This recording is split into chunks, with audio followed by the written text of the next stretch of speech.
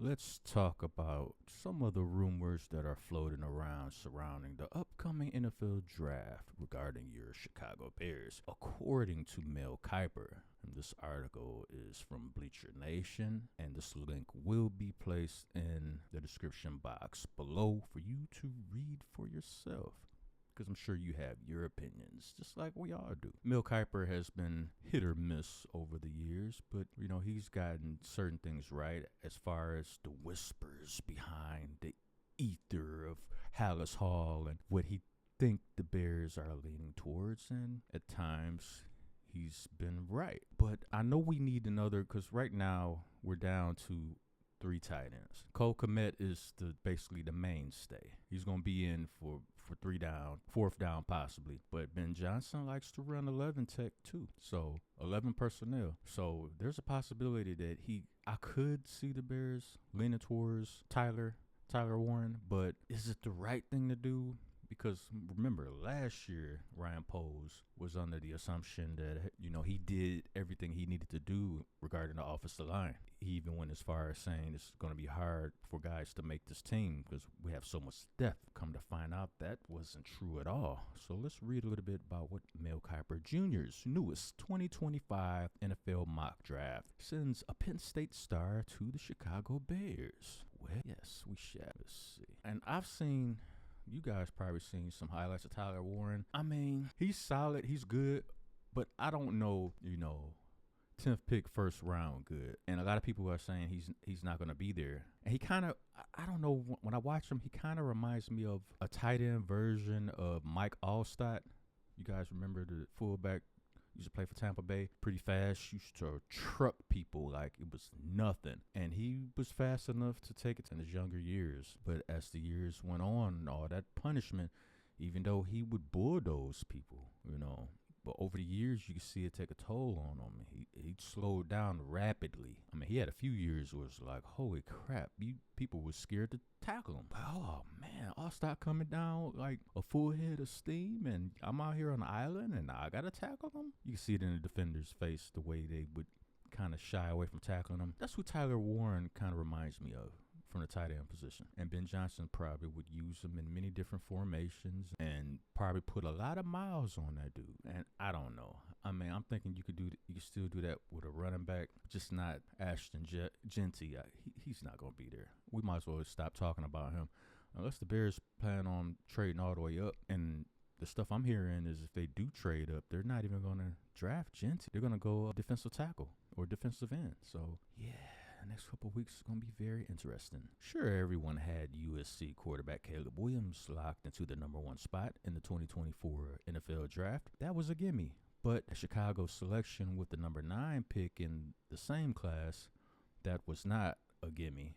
But Kiper still had it. Yeah, he did say Doonesy, didn't he? In 2023, Kiper nailed it again with the Bears choosing Tennessee offensive tackle Darnell Wright. At the time, it stood out that Kiper's selection coincided with buzz building around the idea of Chicago's football team taking the standout offensive line prospect. A similar thing happened in 2022. Okay, so the Bears didn't have a 1st round pick that season, but that didn't stop Mel Kiper Jr. from nailing Washington cornerback Kyler Gordon as a Bears draft target when the chatter elsewhere was all about the team zeroing in on a receiver. Shortly after that, a consensus began growing around Gordon, a Bears pick, and he eventually became the first draft pick of the Ryan Poles regime. Different regime, similar result. I give Kiper credit for hitting the mark on Tevin Jenkins as a Bears draft pick.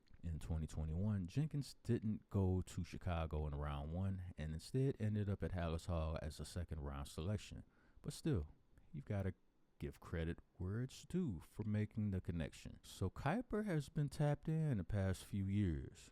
I just want to get on here for a little bit to talk to you guys about the swirling rumors and the possibility. What do you think about the Bears taking Tyler Warren? I mean, I've watched him play. Some of you have watched him play too. I mean, what do you think? Is it worth the number 10th pick? If assuming he's going to be there, because there's a good chance he might not be there either. Like the players that the Bears are kind of leaning towards, Ashton Genty, Tyler Warren, Marion, I forgot his last name, Hampton. I mean, and then it's obvious ones just definitely not going to be there in my opinion, like Abdul. So if they're going to trade up for him, I mean, who's in the top 3 just willing to do that? A lot of people like Shedeur Sanders, but I'm looking at him like, and I watched him play, and I'm like, I'm not convinced.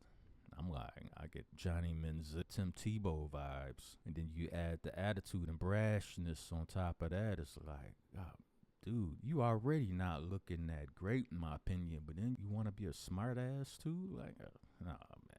So if they're thinking and predicting that Shedeur Sanders is going to slide out of either slide all the way out of the first round or past 10, I mean, and if he's still on there at 10, there's going to be teams picking after the Bears that will probably want to trade up to get him. So what are they willing to give up? I'm like, oh yeah.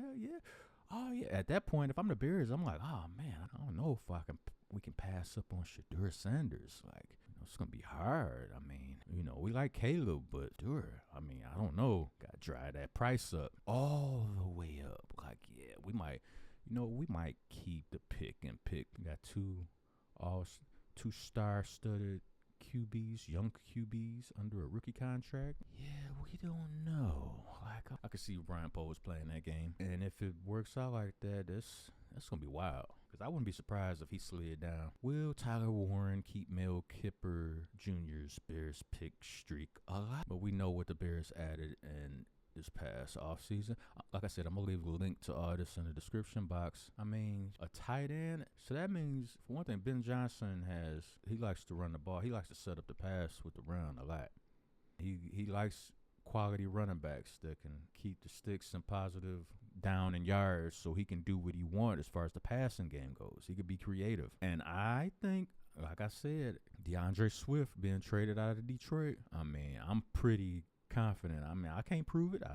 Can't say it 100%, but I'm thinking Ben Johnson had a lot to do with that. And I wouldn't be surprised if Swift gets moved again. And like I said, I'm thinking the Bears going to bring in 2 new running backs because, I mean, Roschon Johnson is just, I'm sorry to say, and all the concussions might have changed the way he might be kind of timid for the rest of his career now.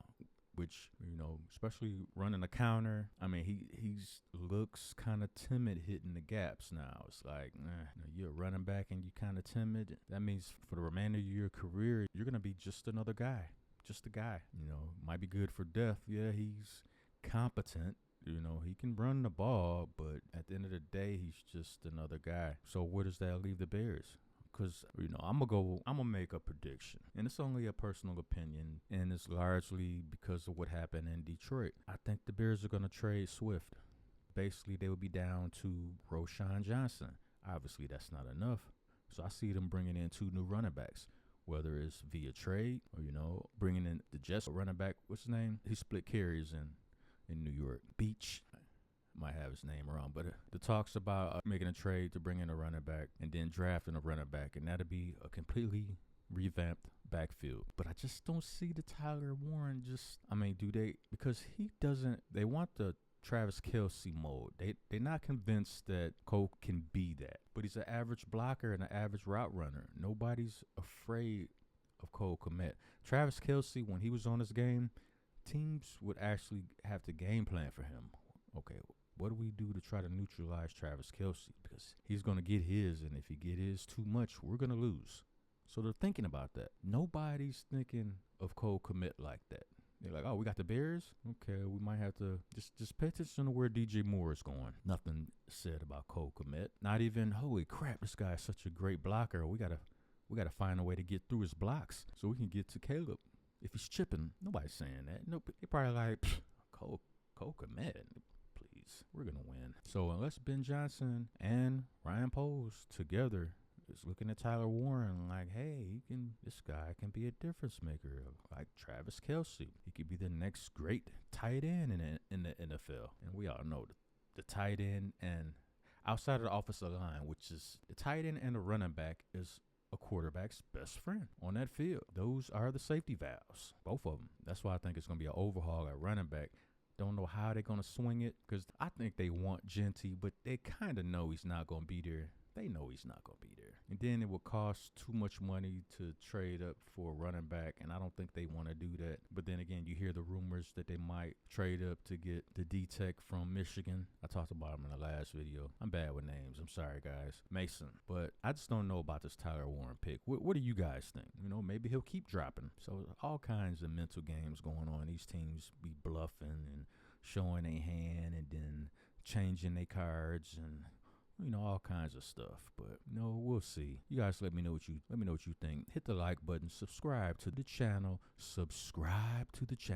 This is Shy Out of Town Sports. And we leave this on your brain to marinate later.